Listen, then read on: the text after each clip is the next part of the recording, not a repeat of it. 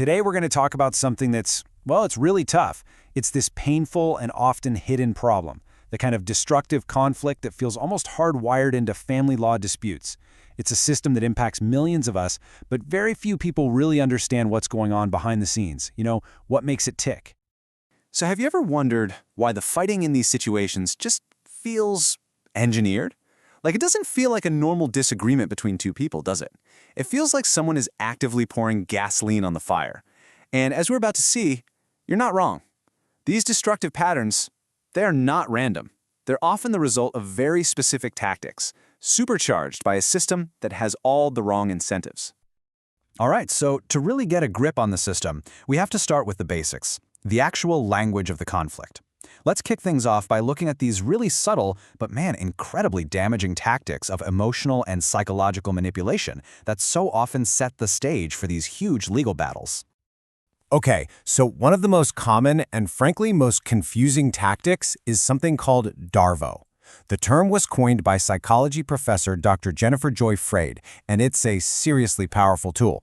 Manipulators use it to completely deflect blame, to silence their victims, and to just totally dodge any kind of accountability.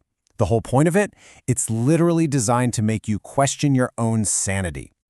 So how does it actually work? Well, it's kind of like a three-step dance. First up is deny. The abuser just flat out denies they did anything wrong. They'll tell you you're imagining things or you're just being too sensitive. Then comes the attack. They go on the offensive, attacking you. Your credibility, your mental stability, your motives. They'll dig up anything from the past to make you look like the unreliable one. And then the final move. They reverse the victim and offender roles. All of a sudden, they're the one who's been wronged and you're the bad guy. It's terrifyingly effective because now you're stuck defending yourself instead of talking about what they actually did in the first place. And then there's another nasty one called triangulation. This is way more than just, bringing a third person into a conversation. It's about weaponizing relationships. A manipulator will make themselves the middleman, the central hub of all communication between two other people. They control what you hear, what the other person hears, and they use that power to plant seeds of doubt, to create division, and to make you dependent on them. It is classic divide and conquer. This quote right here, wow, it just nails it. The whole goal of these tactics is to keep you in this constant fog of confusion. You're always asking yourself, am I going crazy? Am I overreacting? Because when you're questioning your own perception of reality, you become so much easier to control. And that self-doubt, that is exactly where the manipulator wants you. It's their playground. Okay, so we've got these really destructive personal tactics. But what happens when you take them and you plug them into a legal system that, instead of shutting them down, might actually reward them? That's what we're digging into next, how the family law system itself can be turned into a weapon. This quote is it's chilling because it gets to a really critical point. Emotional abuse is so often brushed aside because there are no bruises, no visible scars. But here's the crazy twist. In the world of family law, a false accusation of physical abuse can be used as a strategy. It's sometimes called the silver bullet. It's a way to get instant control, to get immediate custody, and just bury the other parent under a mountain of legal fees and emotional pain. So, to really understand the money driving this conflict, we have to talk about something called Title 4D.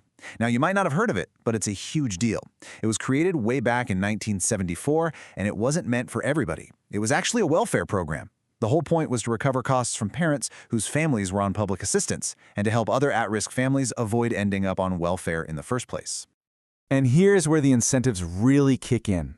Every single year, the federal government pumps $6 to $7 billion, that's billion with a B, into the states to reimburse them for their child support enforcement.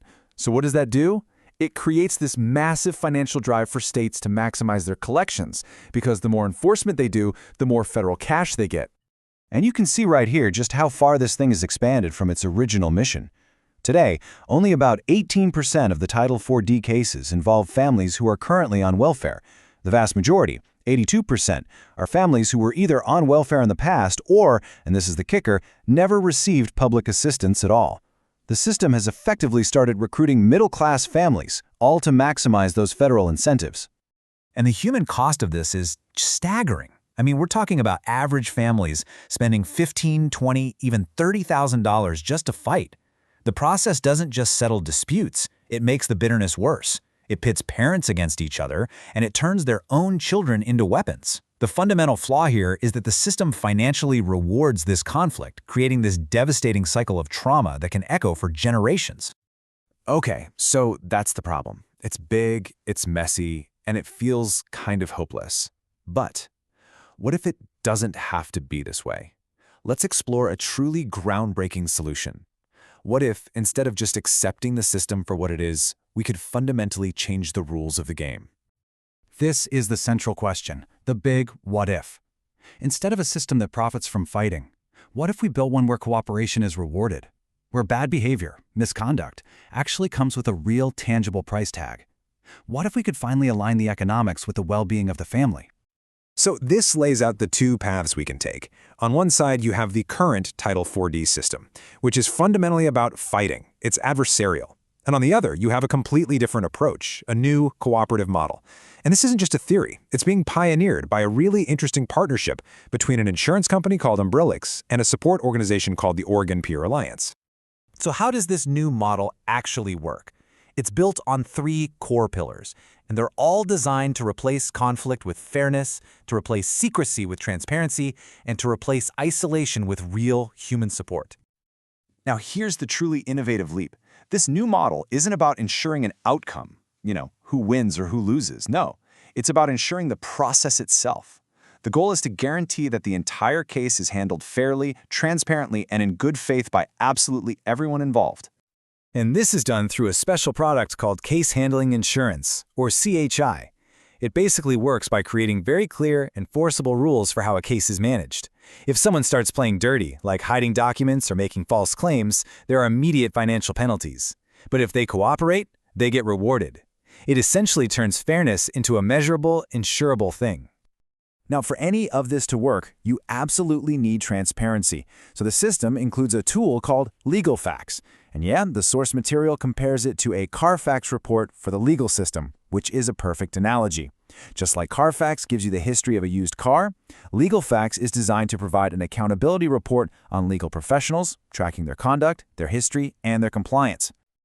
And finally, there's the human element, which is just so crucial. The Oregon Peer Alliance provides what's called peer support. They connect families with trained specialists who have actually been through these challenges themselves. They've lived it. So you get compassionate, non-judgmental guidance and a space to heal from someone who truly gets it. So what's the real-world impact of shifting from this adversarial system to an insured, cooperative one? Well, the potential benefits are absolutely transformative, and not just for families, but for the entire system. Let's talk about the direct financial impact. By redirecting the existing Title 4D funds, this model could put an average of $4,150 back into the hands of each family every single year. I mean, just think about that. That's money that can be used for housing, for therapy, for education, for things that actually support children, instead of just fueling conflict. And ultimately, this is about the children. For them, this shift means everything. It means moving from a world of instability and conflict to one that's actually built on cooperation. It means the money that's intended for their well-being actually goes to them. It means creating a real foundation for healing. And maybe, just maybe, breaking the cycle of generational trauma that the current system so often creates. So this whole model really challenges us to ask a huge question. What if we redesigned our systems not to pick a winner and a loser, but to actually facilitate healing for everyone involved? What would our world look like if justice wasn't measured by the conflicts it manages, but by the wholeness it helps restore?